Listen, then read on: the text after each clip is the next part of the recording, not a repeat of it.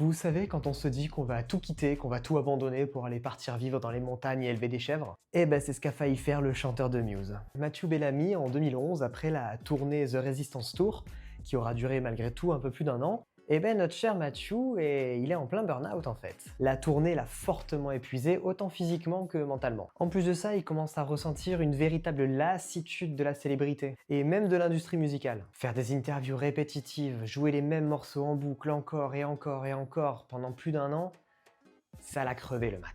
Il a l'impression de perdre le contrôle de sa vie en fait. Et quelle meilleure solution que de se reconnecter à la nature. Il veut tout quitter et acheter une ferme en Italie. Ouais, parce que Matthew Bellamy, il adore l'Italie. D'ailleurs, ils ont un studio là-bas au lac de Com. C'est pour dire, donc à mon avis, il a voulu acheter un truc pas très loin de là. Il voulait retourner une vie simple et authentique et vivre en quasi-autarcie en fait, avoir sa ferme, avoir ses animaux, pouvoir avoir son potager et vivre en fait quasiment tout seul. Il a discuté de ça avec beaucoup de ses proches et au terme de plusieurs mois de réflexion, on le sait aujourd'hui, il n'est pas allé vivre dans la montagne avec ses chèvres et il a continué dans l'industrie musicale mais en se laissant beaucoup plus de liberté, beaucoup moins de contraintes. C'est peut-être pour ça d'ailleurs qu'on a moins d'albums, ils sont un peu moins productifs, c'est vrai depuis quelques années, certainement pour ces raisons-là.